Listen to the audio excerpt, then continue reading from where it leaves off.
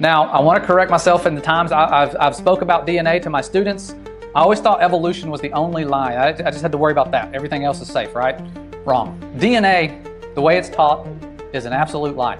Genetic code is not like computer code. So this is what the experts say, that in your DNA, and this is probably wrong. I'm going to go ahead and say this is probably wrong. There's probably far greater storage capabilities, but they say it's estimated that in your DNA, and I'm not a technology guy, but they say there's about 1 million terabytes of information in a cubic millimeter, about this size.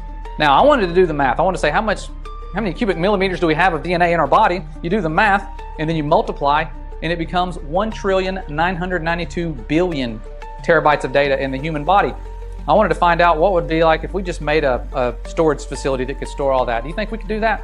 Well, according to the experts, they say that amount you cited, nearly 2 yottabytes, I didn't even know what that was, is a theoretical scale of data for which current practical storage solutions do not exist. So there's no way you could store this with any type of storage we have in the entire world. Sometimes estimates from 2020 put the total amount of global data at 44 zettabytes, a fraction of the amount you described. So in each of your masterfully created bodies is more stored information than we could store in the entire world. And our Father pieced that together on day 6 of creation. And we haven't even seen what DNA looks like. I mean, that's the clearest photo they say we have of it, right there. Looks like a hair.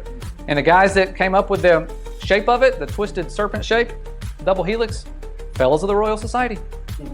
Imagine that. They discovered it, they say.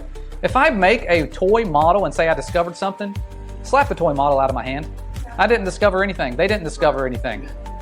But let's say they did. Let's pretend they did. They did. They can stretch out DNA. When they break apart the chromosomes, they can stretch it out, and they say each little, whatever it is, if it's double helix or not, is about 6 feet for each one of your cells. Take each of your cells, unravel all that DNA. You can circumnavigate the equator 1,347,000 times.